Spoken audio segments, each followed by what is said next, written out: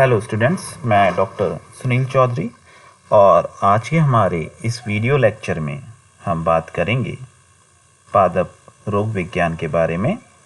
ये हमारी इस लेक्चर सीरीज़ का दूसरा लेक्चर है। इससे पहले के लेक्चर में हमने चर्चा की थी टोबैको मोज़ेक डिजीज़ के बारे में। बात की थी हमने टोबैको मोज़ेक डिजीज़ के अकरेंस, डिजीज़ के सिम्टम्स या लक्षण, पैथोलॉजी और ट्रीटमेंट के बारे में। और आज के हमारे इस वीडियो लेक्चर में हम बात करेंगे येलो वीन मोज़ेक ऑफ भिंडी के बारे में। तो शुरू करते हैं अपन इस लेक्चर को। तो जो येलो वीन मोज़ेक डिजीज़ है भिंडी की, इसका जो कॉजल ऑर्गेनिज्म है, मतलब जो भिंडी का पीत या पीला शिरा रोग है, इसका जो रोग कारक है, कॉजल ऑर्गेनिज्म है, वो होता है येलो वीन मोज़ेक वायरस। जो होस्ट है, क्योंकि अपने को पता है कि ये डिजीज़ अपन भिंडी में पढ़ रहे हैं, तो जो होस्ट या परपोषी है वो रहेगी भिंडी, जिसे वनस्पतिक भाषा में कहते हैं एबेलमॉस्कस एस्कुलेंटस। बात करते हैं कि यदि भिंडी के पादप में ये रोग हो जाए तो उसके क्या क्या लक्षण अपने को देखने को मिलेंगे। बात करते हैं डिजीज़ सिम्टम्स के बारे में। होता इसमें यह है कि जितनी भी वीन्स होती हैं, यानी जितनी भी शिराएं होती हैं पर्ण फलक की, लीफ ब्लेड की जितनी भी शिराएं होती हैं, शिराओं का जो नेटवर्क होता है, जाल होता है, वो पीला पड़ जाता है। और यही इस रोग का चारित्रिक लक्षण है। ठीक है, देख सकते हैं अपन इस चित्र के माध्यम से कि जितनी भी शिराएं होती हैं वो सारी की सारी आपको पीले कलर की यहाँ पे दिखाई देंगी। तो ये एक चारित्रिक लक्षण है इस रोग का। अगर बहुत ज़्यादा सीवियर इन्फेक्शन हो जाए, मतलब जो संक्रमण है वो बहुत ज़्यादा सीवियर हो जाए, तो सारे की सारी जो तरुण पर्ण हैं वो पीली पड़ जाएंगी, येलो कलर की हो जाएंगी। साथ ही साथ उनका जो आकार है वो रिड्यूस हो जाएगा, घट जाएगा, और जो पादप है उसकी जो लंबाई है वो भी कम रहेगी। नेक्स्ट अपन बात करें, जो वीन्स होती हैं लीव्स की, वो कई बार पूरी की पूरी साफ हो जाती हैं due to the infection of virus के संक्रमण के वजह से जो आपकी शिराएं हैं वो पूर्ण रूप से साफ हो जाती हैं, और जो इंटरवीनल एरिया होता है, यानी शिराओं के मध्य का एरिया होता है, क्षेत्र होता है, वो पूर्ण रूप से पीला और सफ़ेद रंग का हो जाता है। ठीक है, यदि बात करें in a field, most of the plant may be diseased and the infection may start at any stage of the plant growth. जो फील्ड है, हो सकता है इस रोग से अधिकांश जो पादप हैं वो संक्रमित हो, और जो ये संक्रमण का आरंभन है कि संक्रमण कब स्टार्ट होता है, वो पादप की किसी भी स्टेज, यानी कि जो तरुण अवस्था है या उसकी मैच्योरिटी पे पूर्ण परिपक्वन की अवस्था है, किसी भी जो पादप की अवस्था है उसके अंदर संक्रमण हो सकता है। ठीक है, जो संक्रमण है वो रेस्ट्रिक्ट कर देता है फ्लावरिंग और फ्रूटिंग को, यानी कि जो पुष्पन है या जो फलन है वो पादप में पूर्ण रूप से नहीं हो पाता है।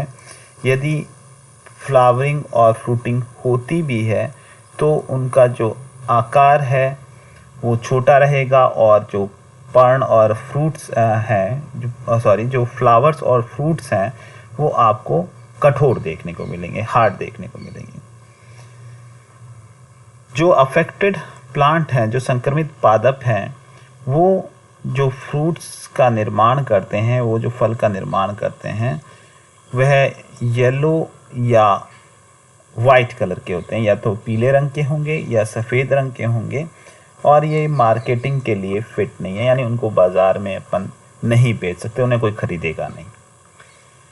इस वायरस का जो ट्रांसमिशन होता है, जो संक्रमण होता है, अपन कह सकते हैं संचरण होता है, सॉरी, वह होता है वाइट फ्लाई से। ठीक है, सफ़ेद मक्खी से होता है। नेक्स्ट बात करते हैं इस डिजीज़ की पैथोलॉजी के बारे में। तो जो YVMD डिजीज़ है, येलो वीन मोज़ेक डिजीज़ है, यह एक मेजर लिमिटेशन, एक मेजर थ्रेट है किसमें, भिंडी के प्रोडक्शन में। जो भिंडी का उत्पादन होता है उसमें एक बड़ी रुकावट है। ठीक है, और भिंडी, क्योंकि हम जानते हैं कि भारतवर्ष की एक बहुत ही महत्वपूर्ण वेजिटेबल है, सब्जी है। यह जो रोग होता है, यह रोग एक कॉम्प्लेक्स के द्वारा फैलाया जाता है, मतलब एक इंडिविजुअल कोई वायरस नहीं है, एक वायरस का समूह है, उसके द्वारा फैलाया जाता है। इस समूह के अंदर सम्मिलित हैं मोनोपर्टाइट बैगोमो वायरस। इन जनरल जो बैगोमो वायरस हैं वो मल्टीपर्टाइट भी देखने को मिलते हैं अपने को, परंतु यहाँ पे जो बैगोमो वायरस है वो है मोनोपर्टाइट, यानी उसका जीनोम है, उसमें एक ही खंड में जो है आनुवांशिक पदार्थ वो पाया जाता है। ठीक है, तो इसके कॉम्प्लेक्स में सम्मिलित हैं एक मोनोपर्टाइट बैगोमो वायरस, जिसे कि अपन कहेंगे bhindi yellow vein mosaic virus, BYVMV। इसकी फैमिली है आपके जेमिनी विरिडाई। ठीक है, and a small satellite DNA beta component, और साथ में एक DNA का छोटा सा कंपोनेंट इसके अंदर होता है, जिसे अपन कहेंगे बीटा कंपोनेंट। तो एक समूह है जो कि भिंडी के अंदर येलो वीन मोज़ेक रोग उत्पन्न करता है। अब जो भिंडी येलो वीन मोज़ेक वायरस है वो है सिस्टमैटिकली भिंडी को इन्फेक्ट, संक्रमित कर सकता है इसके इनॉकुलेशन के बाद। जैसे ही आप इसको फील्ड में डालोगे तो यह भिंडी को इन्फेक्ट, संक्रमित करेगा। परंतु ये अगर सिर्फ बात करें अपन BYVMV की, तो यह केवल और केवल क्या प्रोड्यूस करेगा, मिल्ड लीफ कर्लिंग, मतलब बहुत माइल्ड लीफ कर्लिंग करेगा। मतलब जो लीफ कर्लिंग होगी, यानी पत्तियां जो है वो आपको ऐसे घूर्णित देखने को मिलेंगी, मुड़ी हुई देखने को मिलेंगी, कर्ल्ड देखने को मिलेंगी, इस तरह से मुड़ जाएंगी पत्तियां, है ना। वो ही सिम्टम इसके अंदर उत्पन्न कर सकते हैं। यानी अगर केवल और केवल जो मोनोपर्टाइट बैगोमो वायरस है उसका इन्फेक्शन हुआ तो बहुत माइल्ड लीफ कर्लिंग, बहुत कम अमाउंट के अंदर आपको लीफ कर्लिंग यानी कि पर्णों का कुंडलन देखने को मिलेगा। ठीक है, परंतु जो DNA बीटा कंपोनेंट इस कॉम्प्लेक्स के अंदर, इस समुच्चय के अंदर सम्मिलित होता है, यह प्रेरित करता है मुख्य लक्षणों को, किसके, भिंडी येलो वीन मोज़ेक डिजीज की, जब इसे साथ में इनॉकुलेट किया जाता है, किसके, BYVMV के। ठीक है,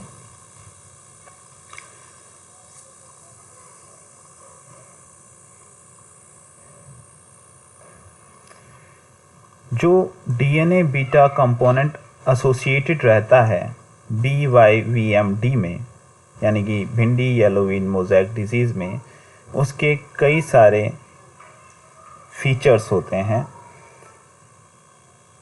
या यूँ कह सकते हैं अपन कि उसके जो कई सारे फीचर्स हैं वह समानता रखते हैं, कई सारे जो लक्षण हैं वो समानता रखते हैं किसके साथ में,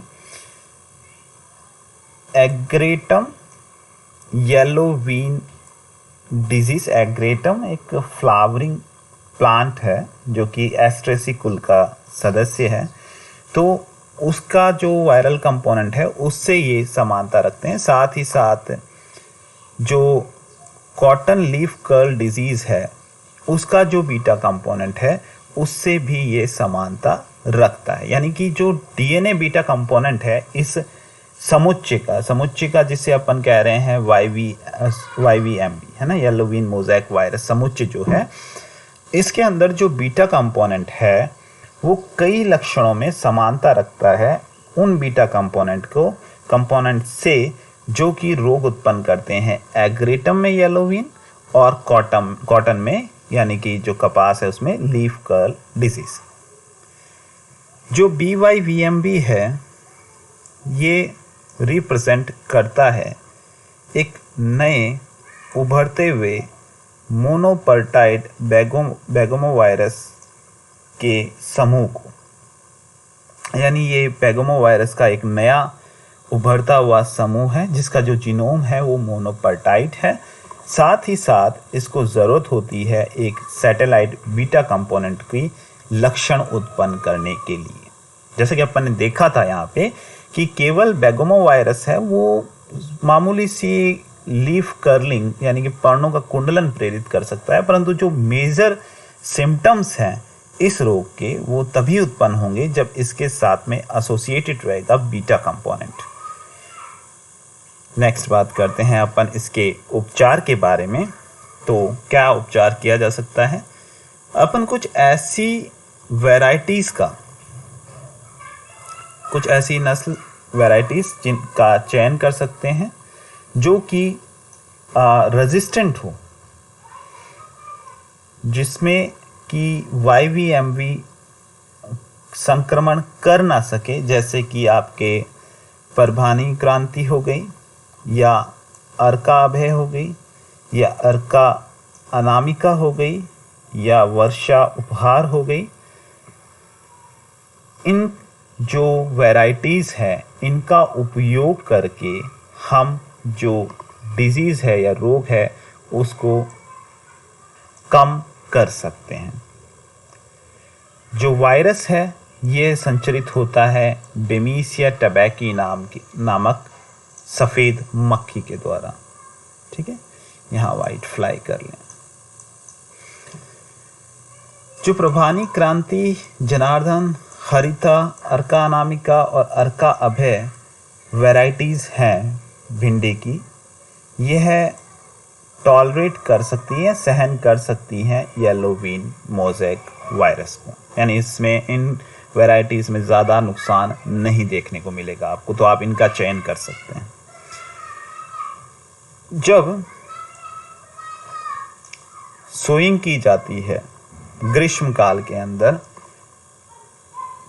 या जब भिंडी को अपन ग्रीष्म काल के अंदर उगाते हैं, उस समय जो वाइट फ्लाई है उनका एक्टिविटी, उनकी सक्रियता बहुत ज़्यादा होती है एनवायरनमेंट के अंदर, वातावरण के अंदर।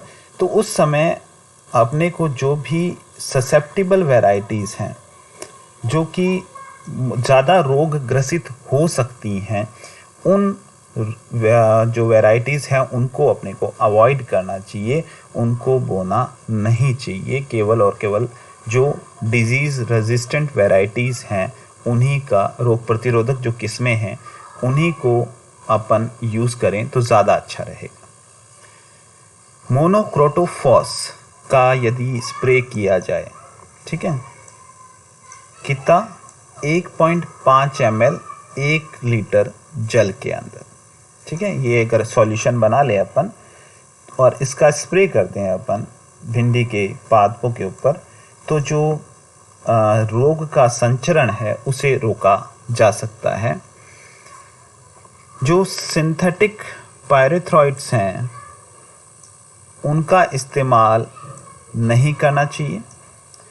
साथ ही साथ इसे कंट्रोल किया जा सकता है, इसकी रोकथाम की जा सकती है by the application of chlorpyrifos 2.5 ml।